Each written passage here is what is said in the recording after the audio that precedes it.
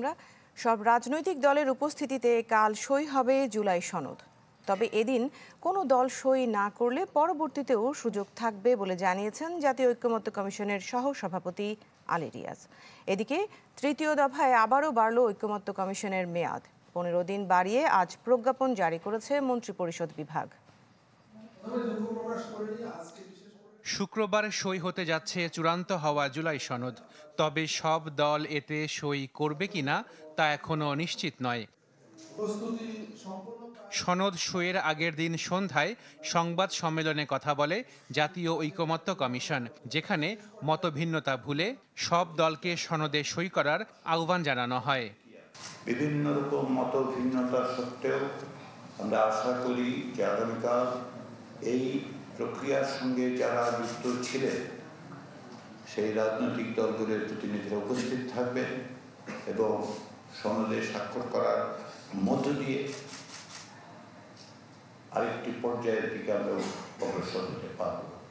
এক প্রশ্নের জবাবে ঐকমত্য কমিশনের সহসভাপতি জানান, 17 অক্টোবর সই না করলেও পরে এটি সই করার সুযোগ থাকবে। যদি কোনো দল পরবর্তী সময়েও ধরুন এই মুহূর্তে স্বাক্ষর না করেও বলেন এই প্রক্রিয়ায় তো তারা অংশীদার, ফলে এই অংশীদারিত্বের কারণে তারা যদি পরে দিতে চান, আমরা নিশ্চয়ই আমার মনে হয় যে সেটা অংশগ্রহণের শরিক দল হিসেবে তাদের তো সেটা থাকতেই পারে যে তারা পরে এসে স্বাক্ষর করবে। জানানো হয় 31 অক্টোবর পর্যন্ত বাড়ানো হয়েছে জাতীয় ঐকমত্য কমিশনের মেয়াদ। এই সময়ের মধ্যে বাস্তবায়ন প্রক্রিয়ার সুপারিশ করা হবে। কমিশনের পক্ষ থেকে সনদ বাস্তবায়নের ক্ষেত্রে সুস্পষ্ট, সুনির্দিষ্ট, পূর্ণাঙ্গ একটি সুপারিশ আমরা সরকারের কাছে উপস্থাপন করব। আমরা বিশ্বাস করি যে সরকারের পক্ষ থেকে এই সময়ের মধ্যেই সুনির্দিষ্ট পদক্ষেপ গ্রহণের মধ্য দিয়ে জুলাই সনদের বাস্তবায়নের